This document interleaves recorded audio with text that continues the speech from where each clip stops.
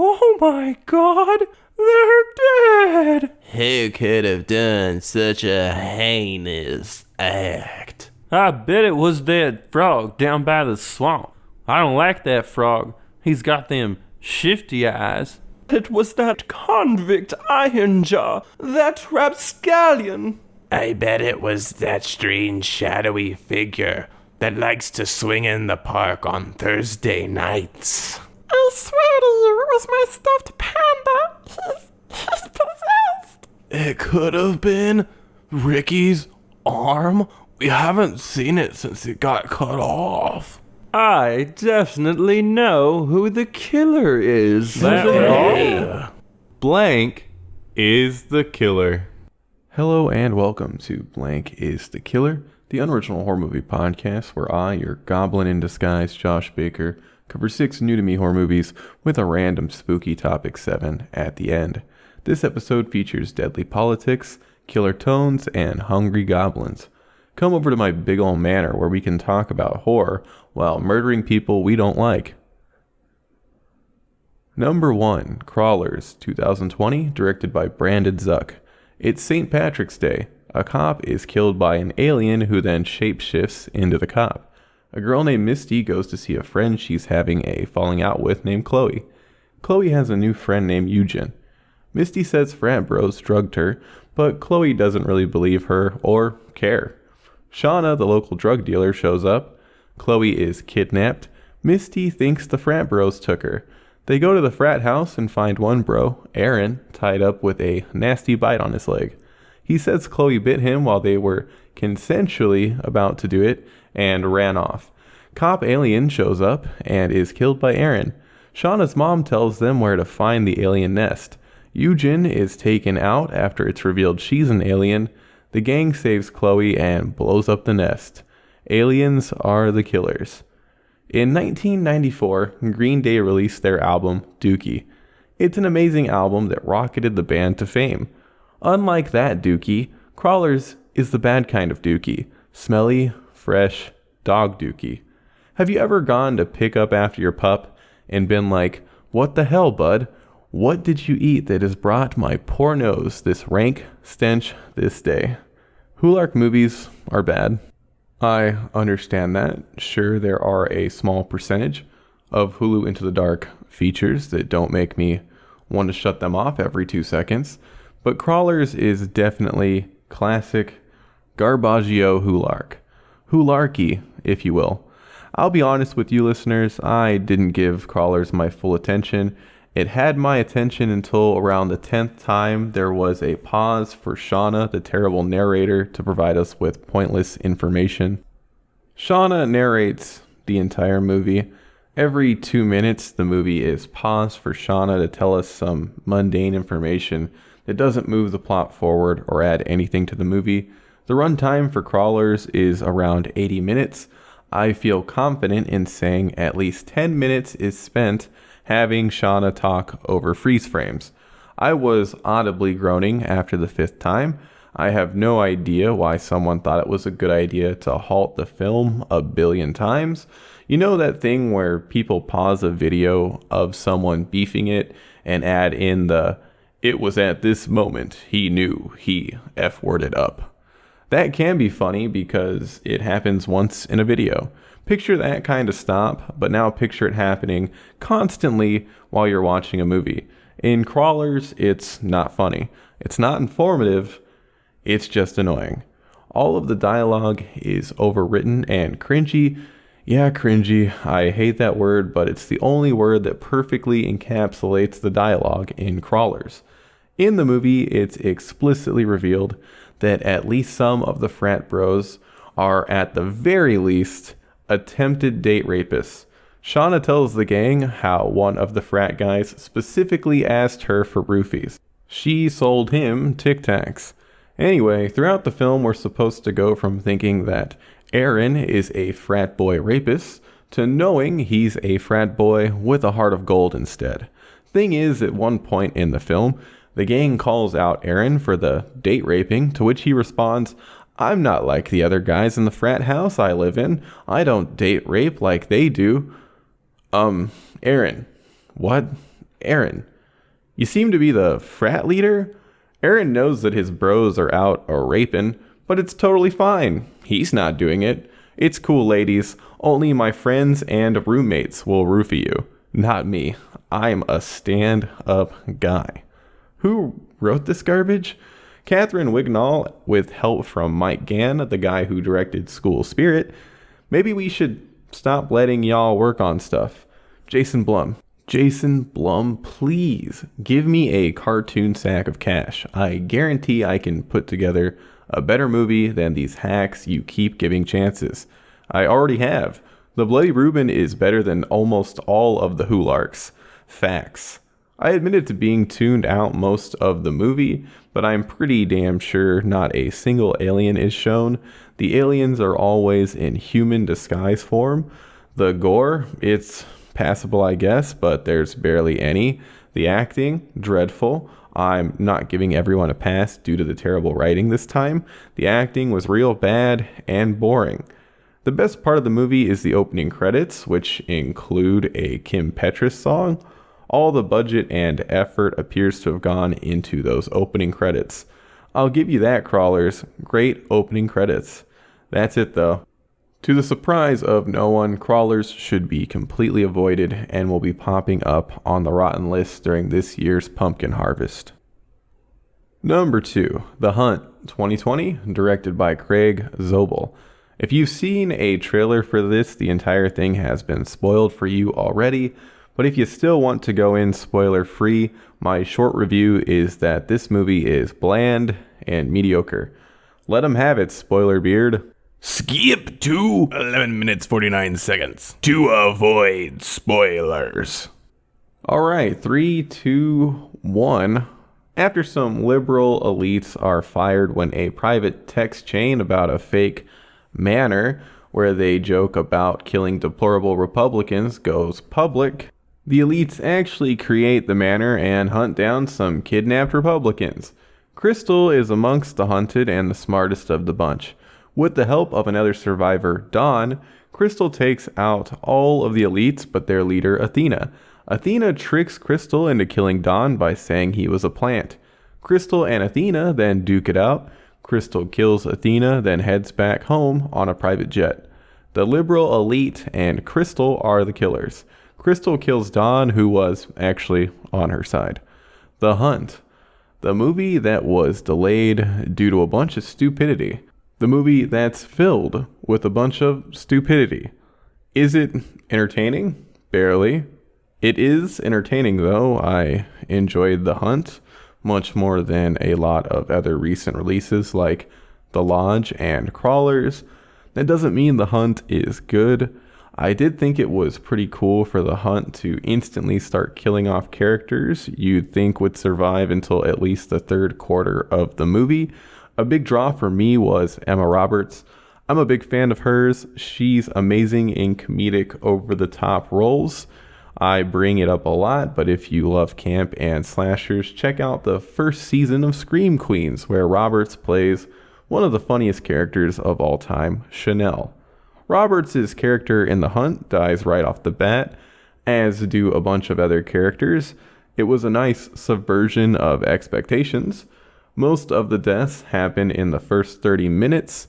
There's a decent amount of variation.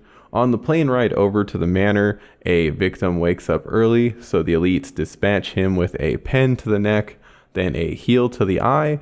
The shoe is then removed, revealing an eyeball, optic nerve, and all. It's well done and incredibly silly. Once at the manor, a bunch of deaths are caused by gunshots. That's boring.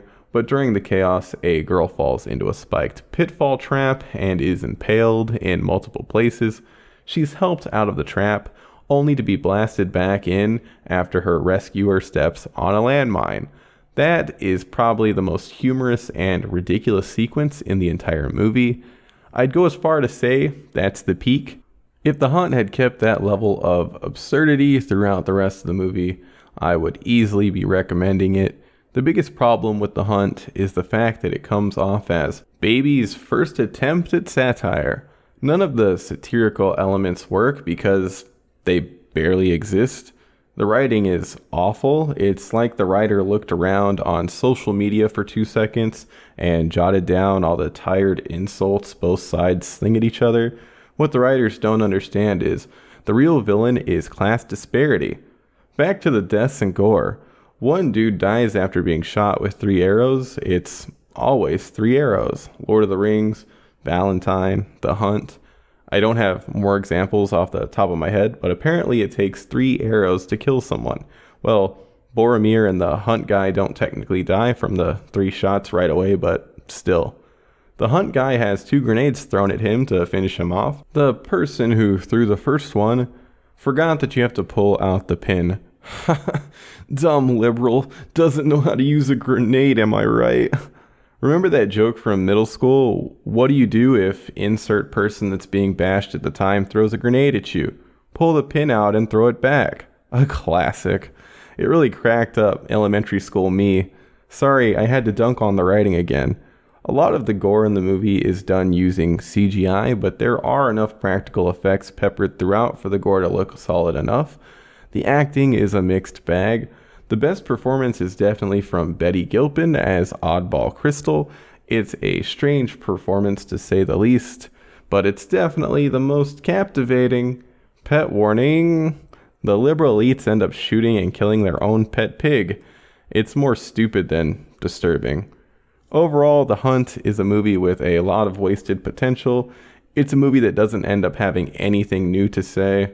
Why even get names like Emma Roberts and Glenn Howerton if you aren't going to use their strengths effectively? Don't go out of your way to watch The Hunt. Number 3, Blood Hook. 1986, directed by Jim Mallon. A young Peter sees his grandpa die. 17 years later, Peter and his friends drive to where he grew up to stay in his family's home. A contest to see who can reel in the biggest musky fish is going on. Peter's friends and other people they meet start getting picked off by an unseen fisherman. It's revealed that Mr. Ludke has been doing the murdering. Ludke kills after he hears the devil's tritone, which is created by certain music accompanied by cicadas. Peter saves his girlfriend that he's not that into. The police show up and Ludke runs off. Ludke is the killer. It's also revealed that Ludke killed Peter's grandpa, whatever. If you caught the last episode, I saw a trailer for Blood Hook during the AGFA horror trailer show. The trailer made it look like a slasher that took place during a big fishing contest. In reality, Blood Hook is a slasher that does have a fishing contest going on, but the contest is more in the background than the trailer led on. I was hoping for silly fishing competition shenanigans aplenty. There are some. One guy in particular, Denny, the reigning champ, is a huge cheater. So you see him try to cheat by having his own big fish ready to catch and putting a metal rod into another fish to make it weigh more. That rascal. Anyway, as soon as it popped up that this is a trauma movie, I lowered my expectations. Don't jump down my throat just yet. I'll be honest, I have not seen a lot of trauma movies. I know trauma holds a special place in a lot of people's hearts. Thing is, seeing trauma pop up on an obscure movie I had never heard of before a trailer show didn't bode well for my enjoyment levels. Blood Hook is still a fun time. All I'm saying is that I'm glad I tempered my expectations after seeing Trauma. I would love to be more versed in trauma, so if you are a trauma diehard, which I respect, please let me know what trauma movies to check out. Blood Hook is filled with hot 80s ladies. It's not full of hot 80s boys, though. The hottest dude in the movie by far is over 60. That's right, listeners, there is a foxy grandpa in Blood Hook. He looks like an old hipster who traveled back in time. Perfectly manicured beard, flannel shirt, fashionable frames. Good for you, foxy grandpa. He's one of the best characters, too. He's always telling people to stop with all the malarkey, but not in a depressing boomer way like Joe Biden. How are the other characters? There's a single mom. Well, she may or may not be single. I must have missed a line about her husband passing away or being at work at the time. She's always working out. She's up there with Foxy Grandpa in the best character section. Workout Mom was so sweet and innocent. I was bummed when she died. Her cheating or not cheating doesn't change that fact. I ended up really liking Peter as a character, but that's only because when I looked at Peter, I saw Trey Parker goofily overacting. It's not actually him. Mark Jacobs played Peter. Watch the movie and tell me that Peter doesn't remind you of Trey Parker. Gore? Oh, I talk about that, right? The gore in Blood Hook isn't impressive. There is blood and hooks. I can only see humans caught by an oversized fish hook so many times before it bores me. The best makeup effects work is definitely done on the corpses. They look just like the zombies in the Thriller music video. After I lost interest in the whole bloody human catch of the day, Blood Hook reeled me back in when Peter and Ludke ended up hooking each other with big-ass hook-covered lures at the same time. That was hilarious and one of the zaniest fights I've ever seen in a slasher. I really liked that Ludke was driven to kill by the Devil's Tritone. What a camptastic motive. I guess it's not really a motive, more of a compulsion. Ludke didn't purposely take a bullet to the dome and leave it there to weaken his constitution to the Devil's Tritone. At the end of it all, I recommend checking out Blood Hook. Look for the Blu-ray instead of renting it on Amazon. I rented and the quality was not the best. Blood Hook is a campy slasher that has enough entertaining moments outside of the repetitive kills. It's not anywhere near the top 80s slashers I've seen, but it's fun. The director went on to be executive producer of Mystery Science Theater 3000. Good for him. Number 4, Upgrade, 2018, directed by Leigh Whannel. Gray and his wife are in a self-driving car when it crashes after being hacked. Gray's wife is then killed by a guy who also paralyzes Gray from the neck down. Aaron, a man Gray sold a car to, implants a chip in Gray that allows him to move his body again. The chip is part of an AI named STEM. STEM helps Gray track down and kill the men that had a hand in his wife's death. It's then revealed that Aaron caused the accident at the behest of STEM. STEM breaks Gray's brain and makes Gray believe everything was a dream. STEM then takes full control over Gray's body. STEM and Fisk are the killers. Fisk is the guy that killed Gray's wife. Everyone else in Fisk's group was turned off by the murder. Oh, come on, Fisk. Why you gotta do kill, dude? After watching The Invisible Man, I knew I'd have to go back and check out Whannel's Upgrade. I kind of wanted to see it in theaters back when it originally released, but I needed to see a horror movie and wasn't sure if it counted. It's my podcast, so Upgrade counts as a horror movie.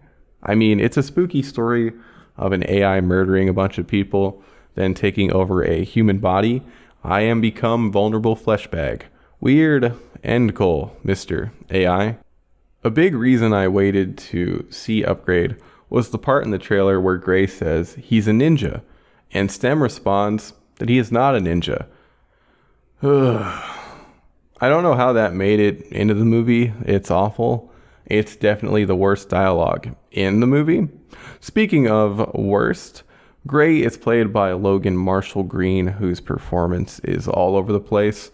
There are multiple times in the movie where his delivery is so wacky, I was flabbergasted that another take wasn't done. His performance is incredibly entertaining, but I'm not sure why someone didn't reel him in more or at all. Everyone else does okay. Come to think of it, no one gives an amazing performance. No one even gives a great performance. That's okay though, because Upgrade is more about the action and world. I was surprised by the world building, earpiece phones, table computers, police drones, and body mods.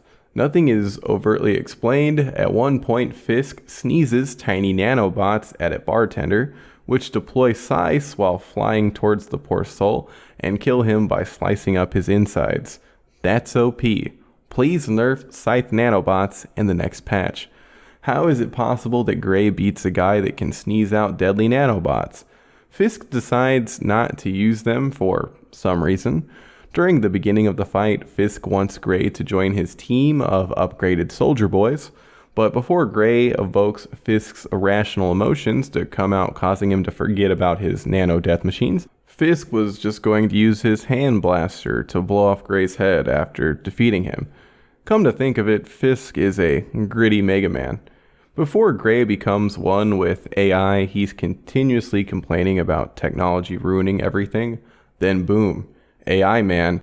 It reminded me a lot of that Deus Ex Machina game where the main character's body is modified without consent to save him after an accident. A quote from that game that applies to Gray in Upgrade, and a lot of random situations like getting an unordered extra medium fry with your drive-thru order is, "I never asked for this."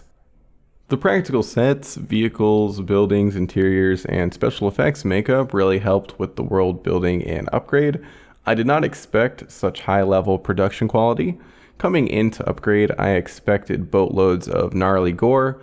There is one yeesh-inducing gore scene when Gray and Stem use a kitchen knife to give a dude a Pac-Man face.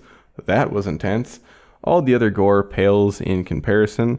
Regular knife cuts and gunshots aren't going to wow me after that first flappy head creating revenge kill.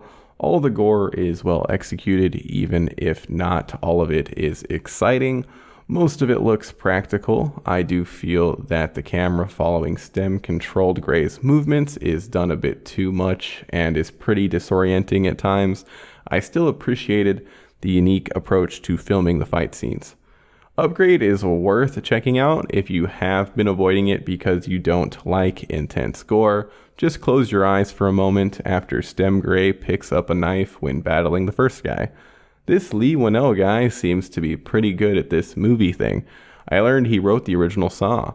I also learned that his name is pronounced Lee, not Leigh, which is how I pronounced it in the last episode. My B, Lee.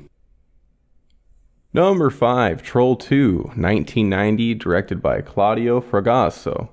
Joshua's dead grandpa Seth warns Josh about goblins. Grandpa Seth says goblins can look like normal people and will feed victims green food that will turn the victim partly into a plant. Goblins love to eat people-plant hybrids. Josh and his family go on vacation to Nilbog. There are goblins there. Josh does everything he can to make his family believe him that goblins exist. Josh's sister's boyfriend's friends are killed by the goblins and their druid leader, Credence. With the help of Grandpa Seth, the family touches Credence's magical stone and defeats the evil. Josh and his mom go home. Josh's mom eats an apple. The apple has green goo inside. The goblins show up and eat her. Credence and her goblins are the killers. Before I go any further, I normally do a bit of research when working on a section. Not this time. I will only be using IMDb for character and actor names. Why? I had a crazy idea, a rather bland idea, I suppose, but an idea. I'd watch Troll 2, write about my experiences, sans research, and then watch the documentary about it called Best Worst Movie. That's right, Best Worst Movie will be Section 6. Let's not get ahead of ourselves, though. Troll 2. I don't know where to begin. Do I start with how Grandpa Seth was able to freeze time, allowing Joshua to whiz all over a feast his family was about to chow down on that was poisoned by goblins? Do I bring up the fact that I'm not sure how many people even died in the movie? I know one dude is turned into a plant, and another is caught trying to save him. One was chainsawed a bit. Were they eaten? I can't recall seeing goblins slurp up the goop of those two boys. What about their friend that was seduced by sexy Credence, who mounted the horn dog and essentially shared a corn on the cob with him, which somehow turned into a bunch of popcorn, which left the guy completely covered, yet still alive? Why were Josh's mom's hoo-ha's so pronounced after she transformed into her goop form? Did Josh want to eat his mom as some sort of weird goop-eating Oedipus complex? I have loads of questions, but not a lot of answers. Troll 2 is hailed as the worst movie ever made. Is it? No. If Troll 2 was made today by a comedic group who said it was supposed to be a surreal horror comedy set in the late 80s, that comedic group would be lauded as absolute geniuses. Troll 2 lives up to the hype of being the best so bad it's good movie ever made, though.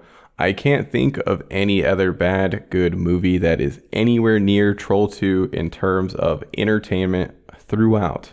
There are no lulls.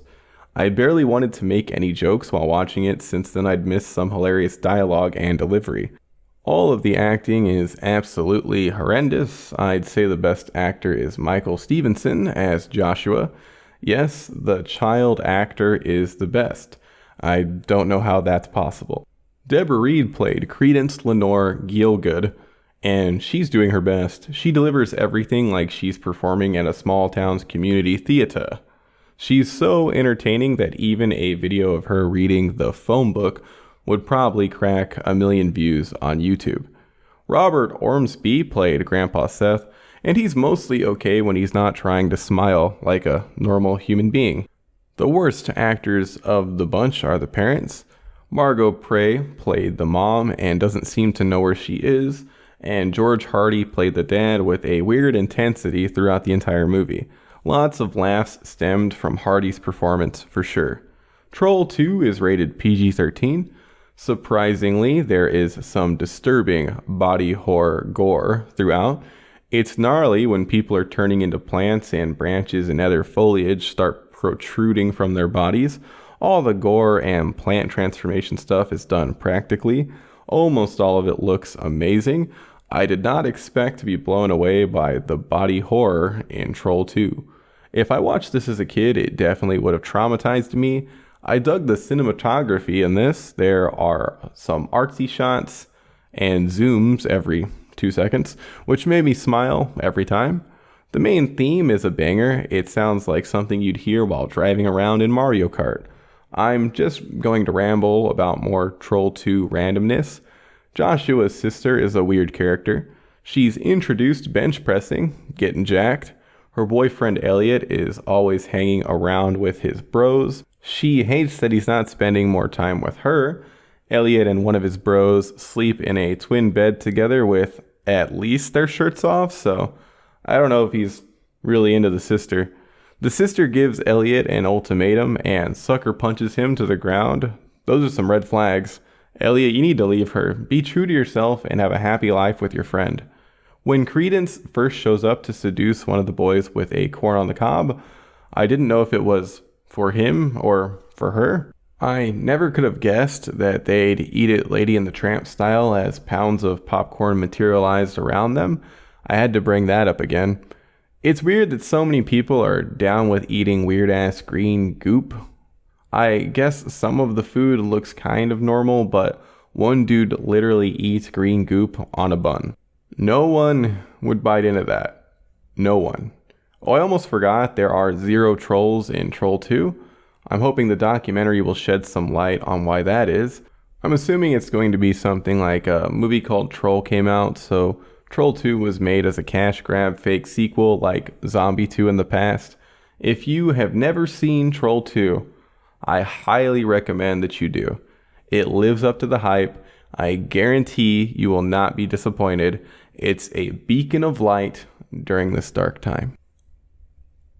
Number 6, Best Worst Movie, 2009, directed by Michael Stephenson. The dude that played the kid in Troll 2 meets up with George Hardy, the dad, and other actors to talk about life post-Troll 2, and also document the cult fandom and some screenings they attend. Claudio, the director of Troll 2, also pops up. George Hardy has a whole arc in the film where he goes from being an Alabama dentist to a pseudo-celebrity, then back to an Alabama dentist. No one is the killer. Best Worst Movie was not what I expected. I thought it would be more of an in-depth look into how Troll 2 came to be, but it's more about the lives of the actors post-Troll 2 and the cult status the movie gathered. What did I learn about the creation of the film? Well, Claudio, an Italian director, came to film Troll 2 in Utah. His wife wrote the script. Claudio takes the movie super seriously and is visibly angry that everyone laughs at it, which is strange because no matter how many times Claudio and his wife lie about the movie meaning a lot to them and how it includes a bunch of super important subject matter, Troll 2 is obviously an Italian fake sequel cash grab. After watching Best Worst Movie, I watched the trailer for 1986's Troll, which Troll 2 obviously tried to capitalize on for some reason. I just looked up how Troll did at the box office, and it placed 9th opening weekend. It looks like it made a decent chunk of change though. It earned $2.6 million with an estimated budget of around $1 million. Claudio seems sincere. He really does act like he cares about the movie. Best Worst Movie isn't a movie about Troll 2. Best Worst Movie is an expose focusing on regret. The main plot line of the documentary is George Hardy coming to terms with his. It's actually pretty dark. Best Worst Movie starts off showing us George Hardy, this happy man who's loved by everyone who meets him. Michael Stephenson then shows up and parades George around at some Troll 2 fan screenings where he's loved and adored. This fame then goes to George's head like it would to any of us. George begins to think his celebrity status is bigger than it is. He starts going to conventions and realizes that even general horror audiences that attend horror conventions don't know who he is. This is the point where you see this always chipper man become frustrated and angry as he realizes he's not as relevant as he'd believed. George lets us know that he wanted to be an actor, but his dad wasn't supportive, which pushed him into dentistry. Do I think George Hardy could have popped up in a bunch of terrible 80s horror movies? I do. I think he could have found a way in. It's heartbreaking to see him realize his situation as he projects his frustrations onto other horror actors that are at a convention with him. At the end of the documentary, it seems that George has come to terms with things. He got his 15 minutes of fame, which is more than most of us. Besides George, other Troll 2 actors are included to a lesser extent. George and Michael go to Margot Prey, the actor who played the mom's house, since she wasn't getting back to them about the documentary. They meet with her, and it's clear that she's dealing with some mental illness. Don Packard, the drugstore owner, makes an appearance and is very upfront with his own struggles with mental illness. It felt a bit exploitative, including them. Don seemed to want to do it at least, but Margot wasn't really interested in being involved before George and Michael showed up on her doorstep unannounced with cameras. I went into Best Worst Movie wanting to see the creation of a beautiful train wreck and came out with feels and concern for Troll 2 alumni. Do I recommend Best Worst Movie? I think so. I'd say watch Troll 2 first for sure, and prepare yourself for some heavy stuff. You'll learn a decent amount about Troll 2 and regret. Number 7, Tomie, 1987 to 2000, created by Junji Ito. No real spoilers. An unnaturally beautiful girl named Tomie drives men around her to kill her, which results in oodles and oodles of more Tomies. Light spoilers. Men want to chop her up after they fall for her, and Tomie will regenerate fully from any chopped off part. Lots of hijinks ensue. I really dug Tomie. The idea of this weird, unkillable, succubus-ish girl is fantastic. So many odd and wacky situations are included in the big old Tomie collection. The Tomie tome, if you will. It's interesting to see Ito's art improve as the Tomie story goes on, since its initial run started in 1987 and ended in 2000. There's a bunch of body horror in Tomie, and all of it is masterfully illustrated. As a whole story, Tomie is my favorite out of Tomie, Uzumaki, and Gyo. There isn't much of an overall plot. At least one Tomie connects all the stories. Tomie is the key to all of this. I'm trying to avoid spoilers. I can be vague. One of my favorite aspects of Tomie is all the different ways she's able to come back and ruin everyone's lives. That Tomie, she's so mischievous. I felt like Tomie included a lot more humor when compared to the other two collections I read. I'm not recalling any specific comedic elements in Gyo or Uzumaki. In Tomie, one of my favorite parts is when Tomie is just a face. A face that wants to be laid down on a comfy pillow and eat snacks. Face Tomie is funniest Tomie. She reminded me of my dog since he refuses to lay down on any surface that isn't soft and always wants food. I am also driven to cut my dog into pieces. This is my last resort. Suffocation, no breathing, don't give a... What? Wait, what the hell? Get out of here, Papa Roach tangent. What was I talking about? Oh yeah, cutting up my dog. That was a joke. I would never. He'd probably kill me if I tried. He'd be like, "You tried to remove my limbs, mortal? Face all 8 pounds of my fury." He's just a little guy that is full of evil. If I get another dog that's a lady, I'll consider naming her Tomie. My current dog's name is Skeletor, a big name for a little boy. I'm supposed to be talking about Tomie. It's good. You should check it out. You should read anything you can find from Junji Ito. I haven't been disappointed by anything I've seen from him. I see that there is an anime adaptation that covers some of the Tomie series and a billion live-action films based on Tomie. Maybe I'll check some of that out in the future. This 7th section is getting worse all the time. I'll probably be changing it up in the future. That's a wrap on Blank is the Killer 67, Deadly Politics, Killer Tones, and Hungry Goblins. Thank you for listening. You're amazing. If you thought this podcast was amazing or liked it at all, consider leaving a rating on iTunes.